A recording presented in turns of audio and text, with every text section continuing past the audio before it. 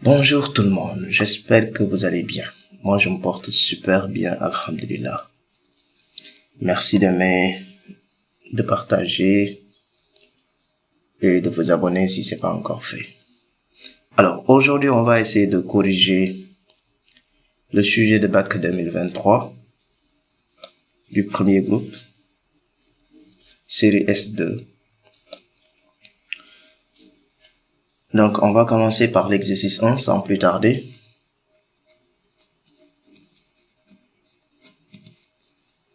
On nous dit ici, à la première question, soit A un nombre rationnel strictement positif et N un entier naturel. Donnez les limites suivantes. Les limites.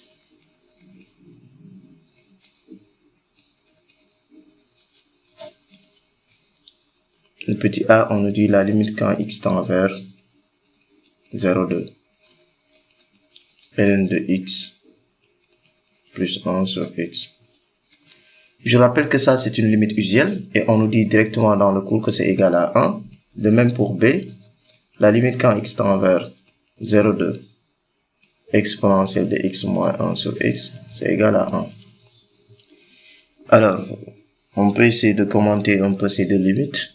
Bien que c'est des limites usuelles, donc il faut juste mettre la valeur. Et on nous a pas dit de justifier, on nous a juste dit de donner les limites suivantes. Donc on vient directement, on donne le résultat. Par contre, on pouvait nous demander de justifier que la limite quand x tend vers 0 de ln de x plus 1 sur x égale à 1. De même que la limite quand x tend vers 0 de exponentielle de x moins 1 sur x égale à 1. Alors, une manière simple de justifier ces deux limites, c'est qu'on peut utiliser la notion de dérivabilité. La dérivabilité en un point x0. On sait que si on dispose d'une fonction f de x, la dérivabilité au point x0, ce n'est rien d'autre que lorsque la limite quand x tend vers x0 de f de x moins f de x0 sur x moins x0 donne un réel L. Dans ce cas, on dira que f est dérivable au point x0. Et ce réel L là, ce n'est rien d'autre que le nombre dérivé qu'on note souvent f' de x0. Donc ici, si on nous demandait par exemple de démontrer que la limite quand x tend vers 0 de ln de x plus 1 sur x égale à 1, on pouvait utiliser ça. Je donne un exemple ici. Même si c'est pas une question demandée, on va essayer de démontrer que la limite quand x tend vers 0 de ln de x plus 1 sur x égale 1. Si on nous demandait de démontrer ça, on peut poser ici f de x égale ln de x plus 1. On sait ici que f de 0, c'est ln de 1. Donc ln de 1, c'est 0. Ça veut dire que la limite quand x tend vers 0 ici de f de x moins f de 0 sur x moins x0 n'est rien d'autre que cette limite-là. Donc cette limite-là, c'est la limite quand x tend vers 0 de ln de x plus 1 sur x. Et on sait par définition que cette limite-là, c'est f' de 0. Et à partir de f de x égale ln de x plus 1, si on dérive, on a f' de x égale 1 sur x plus 1. Et il suffit juste de remplacer le x par 0 pour avoir ici 1 sur 0 plus 1 qui est égal à 1. Donc ce qui veut dire que cette limite-là, c'est égal à 1. Donc on peut passer par la dérivabilité pour trouver cette limite. De même aussi, pour trouver la limite quand x tend vers 0,2 expo de x moins 1 sur x, on peut aussi passer par la dérivabilité en posant ici f de x égale exponentielle de x. Et on sait que exponentielle de 0 c'est 1. Donc on a ici f de x moins f de x0 sur x moins x0 parce que c'est x moins 0.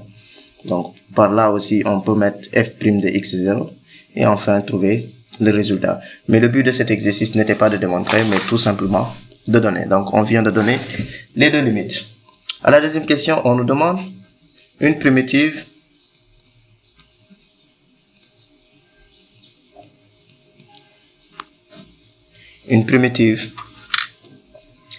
de petit a ici, x pour en f multiplié par f' de x. Cette écriture-là fait souvent peur aux élèves et puis parfois même ça a l'air compliqué alors que ce n'est pas quelque chose de très compliqué puisque c'est la fonction exponentielle de f de x tout simplement. Parce qu'on sait que la fonction exponentielle comme la fonction ln ce sont des fonctions composées. Donc ça on peut le réécrire comme f', si vous voulez, pardon, f' expo de f. Et on sait que ça, c'est la dérivée de la fonction expo de f. Dans le cours d'habitude, on utilise u en disant que si on a f de x égale à exponentielle de u de x, alors f' de x, c'est u' expo de u de x. Donc ici, à la place de u, on a mis seulement f.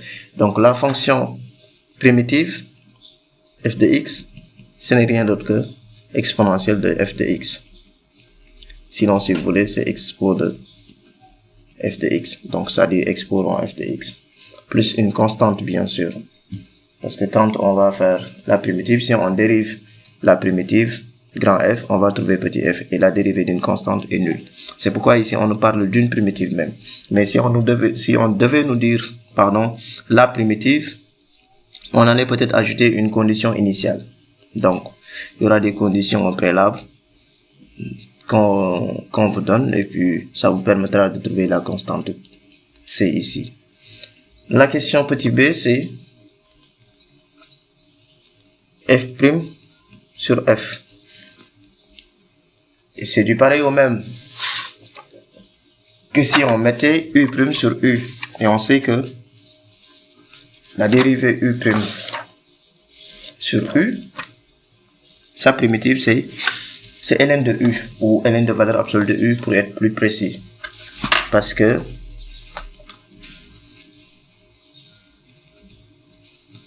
donc c'est ln de valeur absolue de f de x plus une constante. On met la valeur absolue pour s'assurer que ce qui est sous ln est positif. Parce qu'on sait que la dérivée de ln de valeur absolue de f, c'est la même chose que la dérivée de ln de f. C'est-à-dire que c'est f' sur f. Donc ici, si on cherche la primitive, on doit mettre la valeur absolue de f de x plus la constante c. En plus tarder, on va voir l'exercice 2. Ici, on nous dit, dans l'exercice 2, qu'un jeune agriculteur décide de pratiquer de la culture sous serre dans son champ. À cet effet, il choisit dans son plan de représentation un repère orthonormal OUV. Il place dans ce repère deux points A et B dont les affixes respectives z de A et z de B sont des racines du polynôme P défini par P de Z égale à 2Z au cube moins 3 facteurs de 1 plus IZ carré plus 4IZ plus 1 moins I. Z c'est un nombre complexe. Son objectif est de pratiquer sa culture sous serre dans l'ensemble E des points M de son plan de représentation tel que norme de MA plus MB plus 2MO soit inférieure ou égale à 2, qui contient un point du segment AB. Vérifier que 1 et I sont des racines de P. Déterminer le polynôme G tel que P de Z égale à Z moins 1 facteur de Z moins I, G de Z.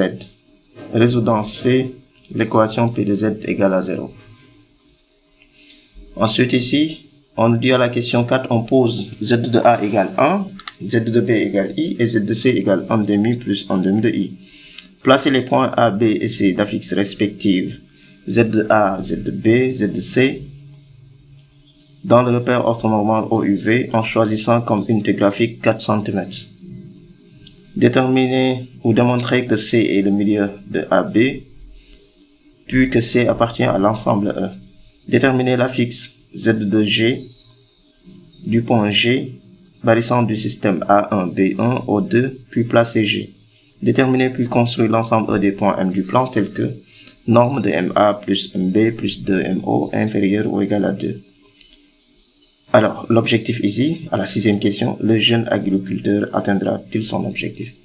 Donc, pour cela, on va résoudre tout le problème jusqu'à la fin pour voir est-ce que il va atteindre ou pas son objectif, qui n'est rien d'autre que de pratiquer sa culture sous serre dans l'ensemble E des points M, de représentation telle que l'on est, norme de MA plus MB plus 2MO inférieur ou égal à 2. Alors, ici, on a P de Z égale à P de Z égale 2z au cube moins 3 facteur de 1 plus i z carré plus 4iz plus 1 moins i. À la première question, on nous demande de vérifier que 1 et i sont des racines de P. Vérifier que 1 et i sont des racines de P, ça veut dire tout simplement que P de 1 égale 0, de même que P de i. Alors, parfois les élèves ont du mal à analyser les mots. Si on vous dit vérifier si est-ce que 1 et i sont des racines, on peut avoir 1 et i qui ne soient pas des racines. Mais vérifier que 1 et i sont des racines, ça veut dire forcément que 1 et i sont des racines. C'est comme démontrer que 1 est racine. Donc, parfois tu poses la question à savoir démontrer que tel nombre est racine. Ils calculent, ils font des erreurs et ils se retrouvent à la fin avec un résultat non nul. Et ils vont conclure que ce que tu avais demandé, c'était pas une racine. Moi, je dis souvent que s'il vous arrive à tomber sur ces genres de cas-là, soit il y a un problème sur l'exercice, soit c'est vous-même le problème. Donc, si on vous dit vérifier que, démontrer que, montrer que, ça veut dire que c'est le cas. Donc, vérifier que 1 et i sont des racines, ça veut dire forcément que P de 1 égale 0 et que P de i aussi égale à 0. Il y a certains élèves aussi, quand on leur demande ces genres de questions, ils essaient de faire le tableau Horner. Donc, en disant que si 1 est racine, ils vont choisir le tableau et puis ils vont faire la racine et à la fin, ils vont se retrouver avec 0. C'est bien. Bon, on peut l'accepter. On doit l'accepter d'ailleurs, moi, à mon avis. I est aussi racine aussi, on peut passer par le tableau d'Horner pour trouver qu'à la fin, le reste c'est 0. Ou bien faire la division euclidienne et dire que le reste c'est 0. Mais si on fait ça, on risque de répondre à la question qui va suivre. Donc si on nous demande ici de vérifier tout simplement que 1 et i sont des racines, il suffit juste de remplacer le z par et le z par i. P de 1 ici, donc c'est 2. Facteur de 1 au cube, moins 3, 1 plus i, 1 au carré, plus 4i. Facteur de 1, plus 1, moins i. On doit vérifier que ça, c'est égal à 0. Donc, j'ai ici 2, j'ai moins 3i, plus 4i, plus 1, moins i. Je me retrouve avec donc 1 plus 2, ça fait 3, 3 moins 3, c'est 0. Là, j'ai 4i, moins 3i, moins i. Donc, j'ai ici P de 1 égale à 0. Donc, 1 est une racine de P. Je fais de même pour P de i. Donc, c'est 2 facteur de i au cube, moins 3 facteur de 1 plus i au carré, plus 4i. Multiplié par i, plus 1 moins i. Donc, on a ici, i au cube, c'est égal à moins i. Donc, c'est moins 2i, plus 3, parce qu'on va avoir ici i au carré qui est égal à moins 1 avec le signe moins qui est là, donc ça donne 3. Donc, j'ai plus 3, plus 3i. Là, c'est i fois i, donc c'est i au carré c'est moins 1. Donc, je vais avoir ici, moins 4, plus 1, moins i. À la fin, donc, j'ai ici 3i moins i, ça fait 2i. 2i moins 2i, ça donne 0. Là, j'ai 3 plus 1, ça fait 4. 4 moins 4, c'est 0. Donc, i est aussi une racine de P. Voilà la première question. À la deuxième question, on nous demande de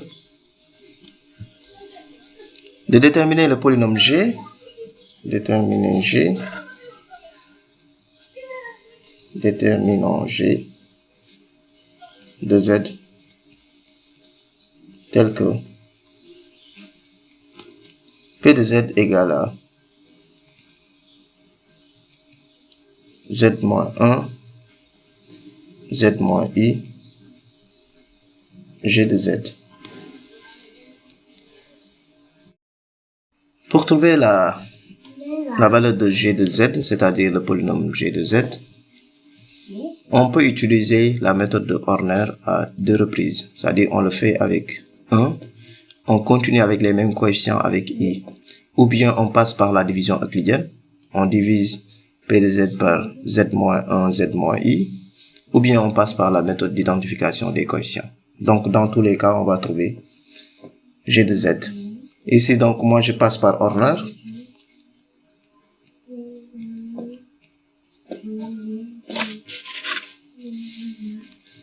Donc je vais avoir ici 2 moins 3 moins 3i, 4i, 1 moins i. Je mets 1 ici. Donc je fais descendre 2. 2 fois 1, ça fait 2. La somme ici me donnera moins 1 moins 3i. Je fais le produit aussi. Ça fait moins 1 moins 3i. Donc j'ai à la fin ici moins 1 plus i. Je réduis au même. Je fais le produit de même ici. Pardon. Ça fait moins 1 plus i. Et donc j'ai 0 ici. Je continue avec ce même tableau-là. En prenant i comme racine. Donc je vais avoir ici toujours 2. Ça fait 2i, moins 1 moins i. Je fais le produit ici, je vais avoir 1 moins i. Et donc ça donne 0. Donc on a ici P de z égale z moins 1, z moins i, facteur de 2z moins 1 moins i. Donc voilà ici g de z. Alors, à la troisième question, g de z d'abord, je réécris 2z moins 1 moins i. À la troisième question, on demande ici de résoudre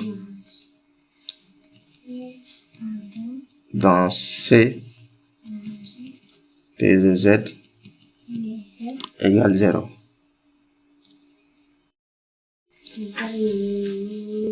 P de z, c'est z moins 1, facteur de z moins i, facteur de 2z moins 1 moins i. Donc on pose ça égale 0. Z moins 1, z moins i, 2z moins 1 moins i égale 0. Z moins 1 égale 0, ou z moins i égale 0, ou 2z moins 1 moins i égale 0. Donc à la fin ici, on a z égale 1, ou z égale i, ou z égale 1 demi plus 1 demi de i. S égale 1 i, 1 demi plus 1 demi de i. À la question 4, on nous donne ici ZA égale 1, ZB égale I, ZC égale 1 demi plus 1 demi de I.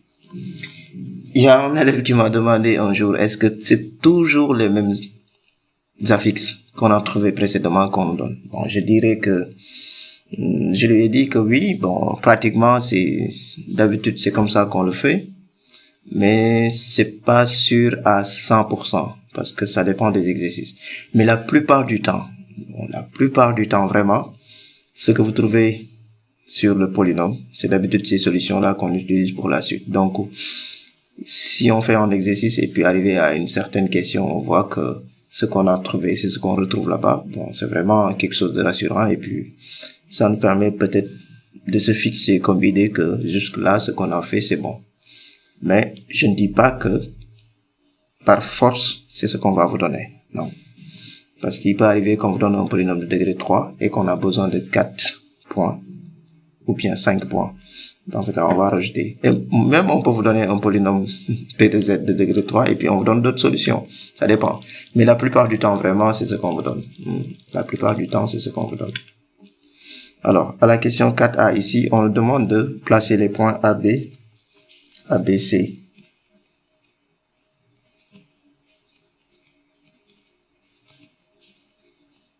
A, B et C. Donc on va placer ici, on va tracer le repère. Donc, on nous a dit de prendre 4 cm pour l'unité. Ici, le point A pour affixe Z de A égale 1, donc on le place ici. Ça, c'est le point A. Le point B a pour affixe Z égale à I, donc on le place ici. Le point C a pour affixe X ici égale 1/2, Y égale 1/2 aussi. Donc 1/2 c'est là.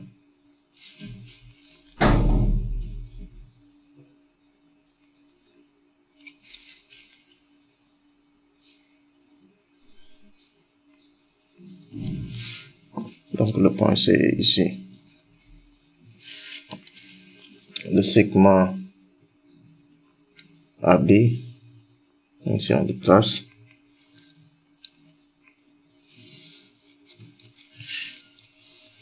Voilà les points A, B et C. Petit b, on nous demande de démontrer que C est le milieu de AB. Donc pour démontrer que C est le milieu de AB, on peut prouver que CA vecteur plus CB vecteur égale vecteur nul. On peut prouver que BC vecteur égale CA vecteur. Ou bien de manière simple, on peut calculer Z de A plus Z de B sur 2 pour voir est-ce qu'on va avoir Z de C. Et je pense que c'est la méthode la plus simple, donc, et la plus courte. On va donc B ici. Je vais prendre Z de A plus Z de B sur 2. Z de A plus Z de B, c'est 1 plus I sur 2. Donc c'est 1/2 plus 1/2 de I. Et ça, c'est Z de C. Alors, on nous demande aussi de montrer que C appartient à l'ensemble E. Démontrons que C appartient à l'ensemble E. L'ensemble E, je rappelle que c'est MA plus MB plus 2MO inférieur ou égal à 2.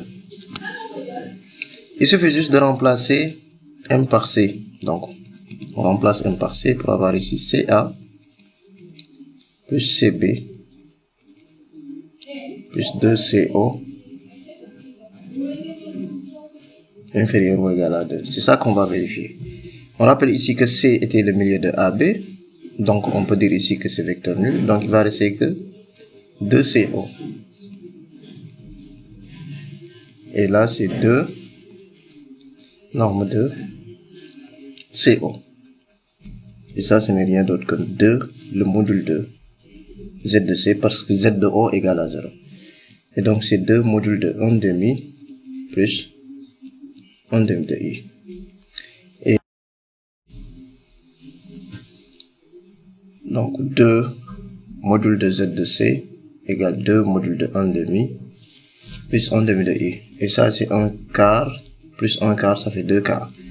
2 quarts, donc c'est 1/2 racine de 1/2. Donc, on a ici 2 racine de 1/2 qui est égal à, si on rend rationnel, c'est racine de 2 sur 2. Donc, c'est racine de 2, tout simplement. Si on multiplie par le 2 qui est là. Et on sait que racine de 2 est plus petit que 2. Donc, C appartient à E. À la question petit c, on demande ici de déterminer l'affixe du point G,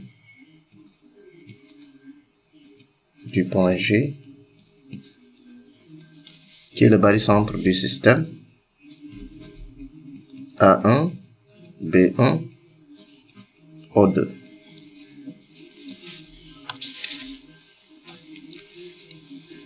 Donc, on sait ici que Z de G, c'est alpha Z de A, plus bêta Z de B, plus gamma Z de O ici, sur alpha, plus bêta, plus gamma. Parce que là, on a le point O. Z de G, donc c'est alpha ici, c'est 1, Z de A, c'est 1, bêta, c'est 1, Z de B, c'est I, gamma, c'est 2, Z de O, c'est 0. Sur 1, plus 1, plus 2. Donc Z de G ici égale à 1 plus I sur 4. Donc c'est 1 quart plus 1 quart de I. Voilà Z de G. On nous demande maintenant de placer le point G. Donc ici le point G, je l'ai déjà placé ici, donc c'est 1 quart ici, et voici le point G. À la cinquième question, on nous demande ici de déterminer puis construire l'ensemble E des points M du plan. Déterminer puis construire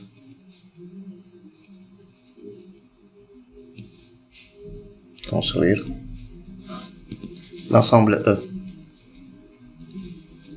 L'ensemble E ici. C'est norme de MA plus MB plus 2MO inférieur ou égal à 2. Là, on remarque que les coefficients qui se trouvent ici, c'est rien d'autre que le barycentre G. Parce qu'on avait au préalable G barycentre de A1, B1 et O2. Donc, ce qui veut dire qu'on peut faire une réduction de somme vectorielle. Ici, donc, c'est alpha MA plus bêta MB plus gamma MO. Ce qui donne ici alpha plus bêta plus gamma MG inférieur ou égal à 2. Donc là, on se retrouve avec 4 Mg inférieur ou égal à 2. Ce qui donne ici Mg inférieur ou égal à 1,5. Donc ici, M appartient au disque de centre G et de rayon R égal à 1,5. Si on avait une égalité, on allait avoir le cercle de centre G et de rayon R égale 1,5. Mais puisque c'est inférieur, donc c'est l'ensemble des points qui se trouvent dans le cercle et aussi aux abords du cercle, c'est-à-dire tout sur le cercle, mais aussi l'ensemble des points qui se trouvent à l'intérieur du cercle. Donc c'est le disque en quelque sorte. Ici, c'est le disque de centre G et de rayon R égale 1,5. Donc ici, l'ensemble des points M,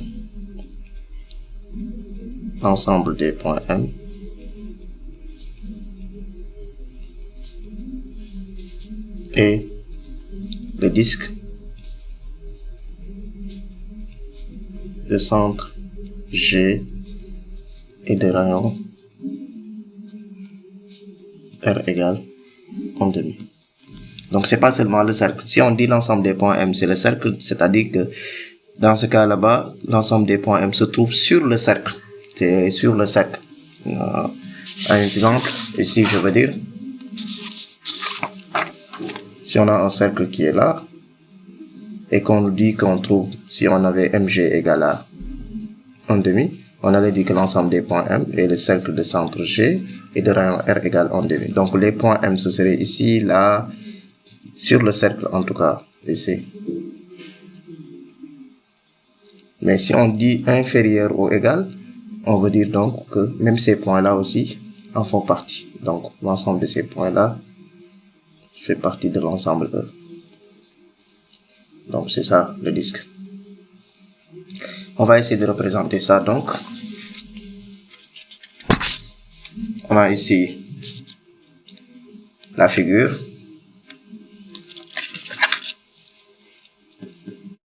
Donc on va avoir ici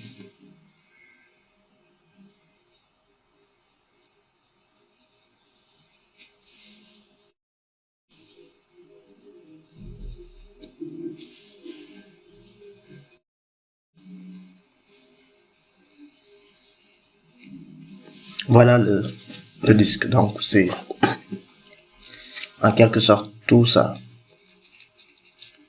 les points du cercle et tout ce qui se trouve à l'intérieur ici. Donc ça c'est le disque.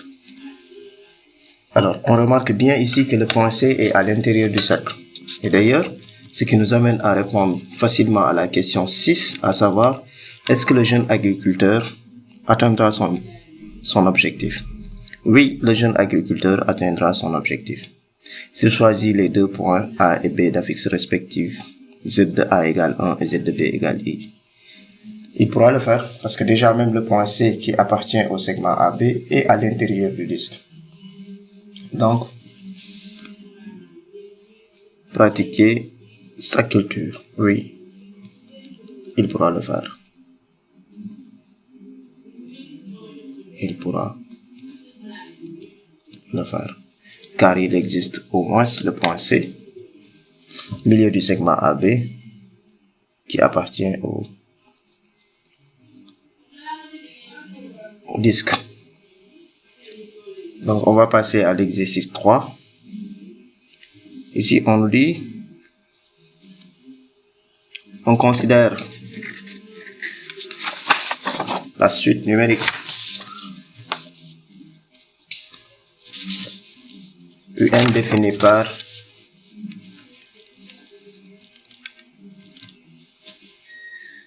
U0 égale 6, UN plus 1 égale à 1 sur UN plus 3 quarts de UN. Déterminer U1 et U2.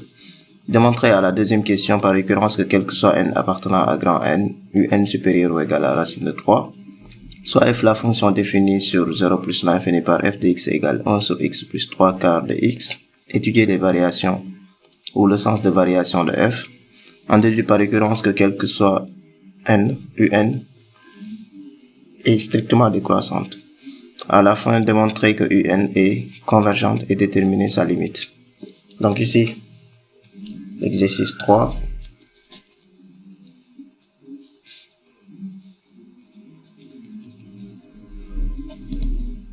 On donne ici U0 égale à 6.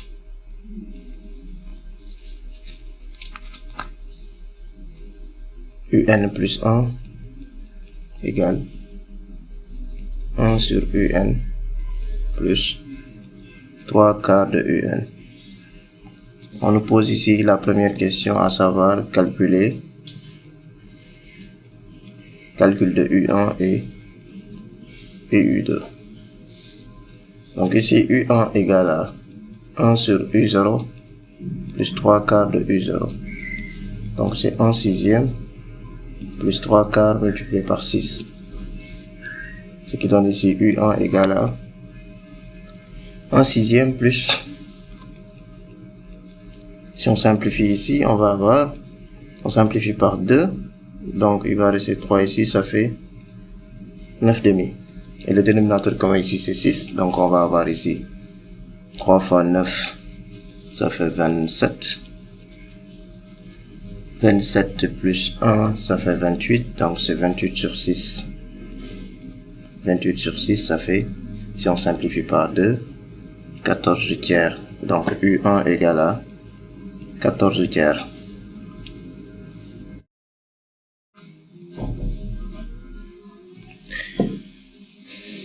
U2,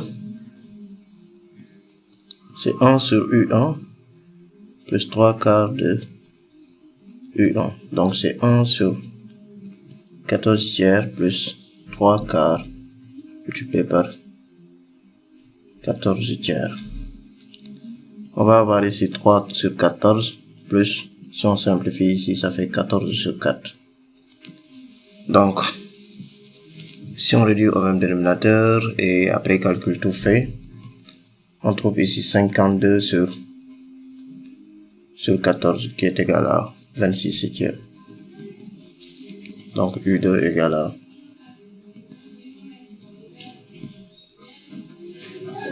26 septièmes. À la deuxième question, on nous demande de démontrer par récurrence que démontrons que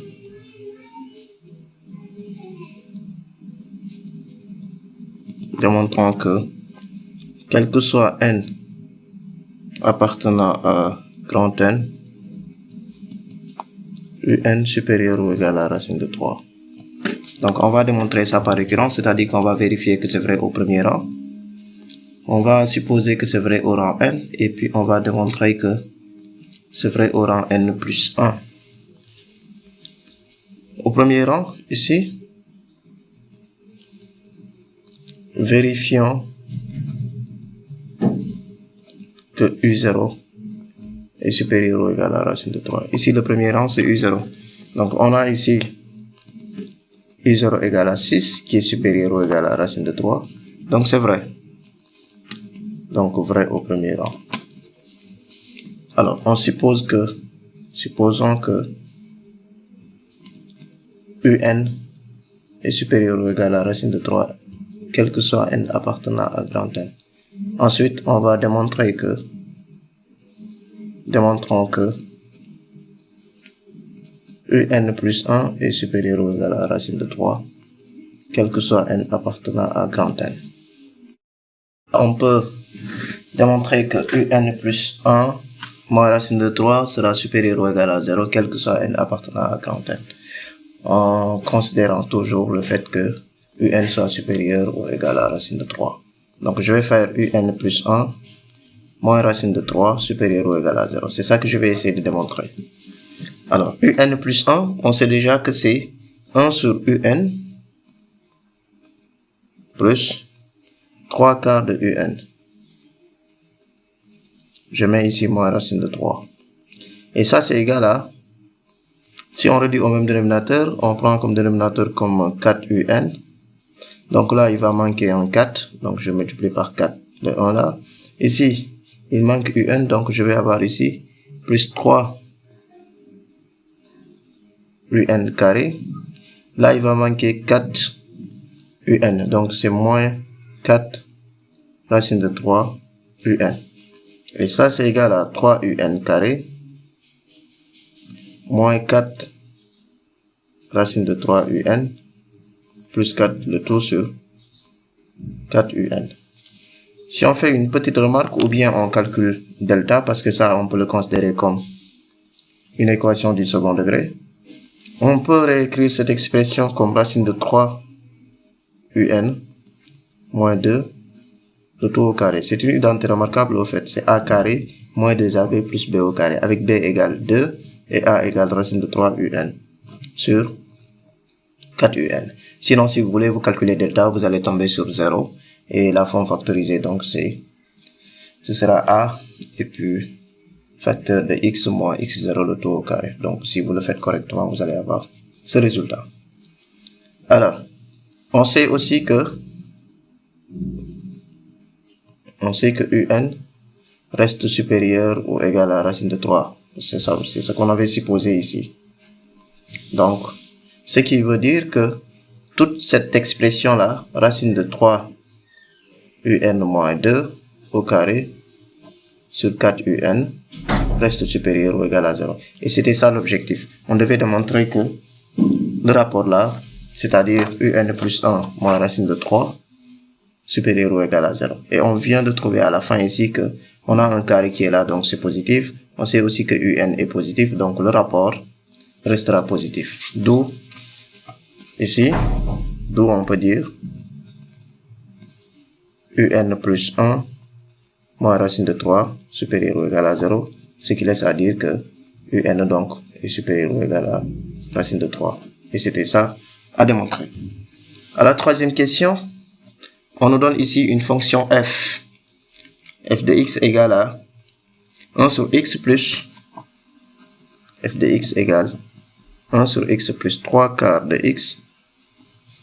Et on nous demande de l'étudier sur l'intervalle 0 ouvert plus l'infini. Donc on nous demande ici à la question petit a d'étudier le sens de variation de f. Le sens de variation de f. Alors là on peut dire que f est dérivable en tout point de son domaine de définition et par conséquent donc on peut calculer la dérivée de f sur l'intervalle 0 plus l'infini. Ainsi, quel que soit x dans l'intervalle 0 plus l'infini, f de x, je rappelle que c'est 1 sur x plus 3 quarts de x. La dérivée donc f' de x va donner, la dérivée de 1 sur x c'est moins 1 sur x carré, et la dérivée de 3 quarts de x c'est 3 quarts. Si on réduit au même dénominateur, donc on a f' de x égale moins 4 plus 3x carré sur 4x carré. Donc c'est ça la dérivée de la fonction f. Et on va étudier le signe de cette dérivée. Posons ici le numérateur, c'est-à-dire 3x carré moins 4 égale 0. 3x carré égale 4. X carré donc c'est 4 sur 3. Ça veut dire que x égale 2 sur racine de 3 ou x égale moins 2 sur racine de 3. X égale donc 2 racine de 3 sur 3 ou x égale moins 2 racine de 3 sur 3. On prend seulement le numérateur parce que le dénominateur, on sait que quel que soit x appartenant à 0 plus l'infini, 4x carré est positif. Quel que soit x appartenant à 0 plus l'infini, 4x carré est positif. Donc ici, si on prend le tableau de signes, on peut essayer de le faire dans R d'abord. 3x carré moins 4. On met les deux racines. Moins 2 racines de 3 sur 3. 2 racines de 3 sur 3. Et plus l'infini ici. Donc le signe, on va mettre ici signe de A. Et le signe contraire là. Mais on se limite sur 0. Donc, cette partie-là ne nous intéresse pas. Ce qui nous intéresse donc, c'est l'intervalle 0 plus l'infini. Ce qui veut dire ici que f' de x est supérieur à 0 sur l'intervalle 2 racines de 3 sur 3 plus l'infini. Et cela signifie que f est strictement croissante sur cet intervalle. Strictement croissante. f' de x est négatif sur 0, 2 racine de 3 sur 3. Donc, f y est strictement décroissante. Donc, on demandait le sens de variation, c'est déjà fait. Alors, si on veut aussi, on peut tracer le tableau de variation. Mais puisqu'on parle seulement de sens de variation, on peut se limiter à ça. À la question petit b, on nous dit ici, en déduire par récurrence, que UN est strictement décroissante. Donc ici, déduisons que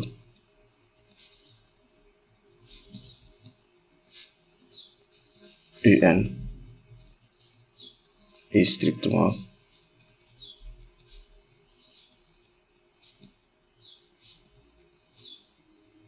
décroissante. On va faire aussi les trois étapes, c'est-à-dire on va vérifier que c'est vrai au premier rang, on va supposer que c'est vrai au rang n, et puis on va démontrer que c'est vrai au rang n plus 1. Vérifions que c'est vrai au premier rang. Alors, dire que UN est strictement décroissante signifie que, quel que soit n appartenant à grand N, UN plus 1 est plus petit que UN, ou bien UN plus 1 moins UN est inférieur à 0. Donc, on doit vérifier que U1 est plus petit que U0, ou bien que U1 moins U0 est plus petit que 0. Et U1, on se rappelle que c'était 14 tiers, U0 c'est 6. Donc, si je fais U1 moins U0, je vais avoir ici 14 tiers moins 6. Ça donne ici 14 moins 3 fois 6, ça fait moins 18. Donc, c'est moins 4 tiers. Et moins 4 tiers, on sait que c'est négatif. Donc, c'est vrai au premier rang. Supposons maintenant que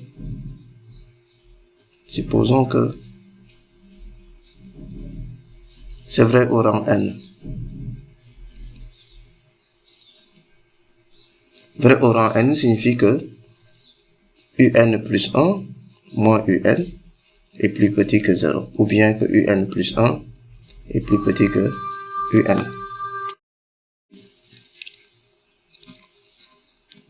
Maintenant, on démontre donc que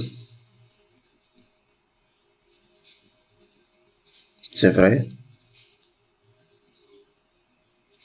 au rang n plus 1, c'est-à-dire que UN plus 2 moins UN plus 1 inférieur à 0. Au rang n plus 1, ça veut dire que, donc, on remplace ici les n par n plus 1, ça n là par n plus 1 pour avoir à la fin, donc, un plus 2 moins un plus 1 inférieur à 0. Alors, on sait que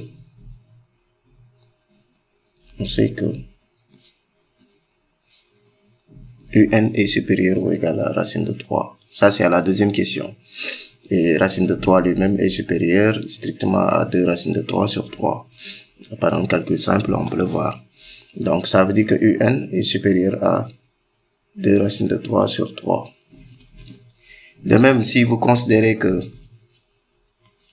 un plus 1, c'est f de un, si vous calculez f de 2 racines de 3 sur 3, vous allez vous retrouver avec racine de 3. Donc, f de un aussi, f de un est supérieur à racine de 3. Ou bien même en regardant seulement le tableau de variation de la fonction f, vous allez vous rendre compte que f de 2 racine de 3 sur 3 va vous donner racine de 3. Donc, il est aussi dans cet intervalle. Ce qui veut dire que, ici, f de un qui est égal à un plus 1 aussi est supérieur à racine de 3. Et donc, ça veut dire que aussi c'est supérieur à 2 racines de 3 sur 3. Donc, ici, si on dit que un appartient à 2 racines de 3 sur 3 plus l'infini, de même aussi, un plus 1 est dans l'intervalle 2 racines de 3 sur 3 plus l'infini. Alors, f étant strictement croissante, f étant strictement croissante sur cet intervalle,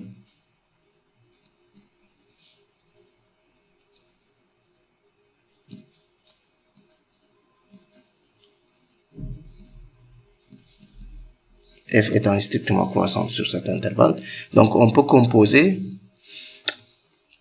la fonction f sur le fait que un plus 1 soit plus petit que un. Donc on peut composer ici f pour avoir f de un plus 1 plus petit que f de un. Donc si ici, au lieu de croissante, on avait décroissante, on allait changer donc les inégalités.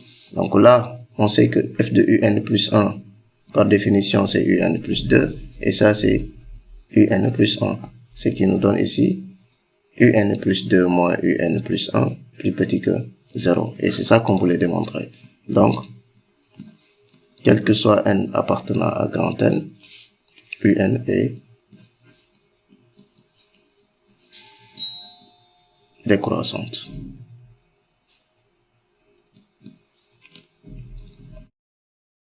À la dernière question, on nous demande de démontrer que un est convergente et déterminer sa limite. Il y a une propriété dans le cours qui nous dit que toute suite décroissante et minorée convergent. De même, toute suite croissante et majorée convergent. Un est décroissante, un supérieur ou égal à racine de 3, donc un est minorée. Par conséquent, un converge.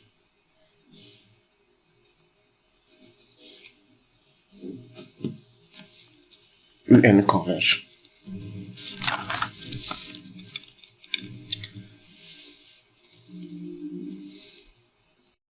Maintenant, L égale limite quand n tend vers plus l'infini de un. Sachant que un est supérieur ou égal à racine de 3, donc ça veut dire que L est supérieur ou égal à racine de 3, ou plus précisément, L appartient à l'intervalle de racine de 3 sur 3 plus l'infini. On sait aussi que f est continu. F est continu sur 2 racines de 3 sur 3 plus l'infini. Donc f est continu en L. Donc f est continu en L. Puisque f est continu en L, on peut dire que f de L égale à L ici. C'est une propriété aussi. Si limite quand x tend vers ou n tend vers plus l'infini de un égale L et que f est continu en L, donc L est solution de l'équation f de x égale à x. Ou bien tout simplement f de L égale à L. On peut résoudre f de L égale à L. Donc ce qui va me donner ici 1 sur L plus 3 quarts de L égale à L. Donc on a ici, si on réduit au même dénominateur, 3L au carré plus 4 sur L égale à L. Donc on a ici 3L au carré, pardon, ici c'est sur 4L. 3L au carré plus 4 égale 4L carré. Ce qui donne ici L carré égale à 4. Donc L égale 2 ou L égale moins 2. Alors on va prendre L égale 2 parce que L doit appartenir à l'intervalle de racine de 3 sur 3. Donc UN converge vers 2. UN converge vers 2.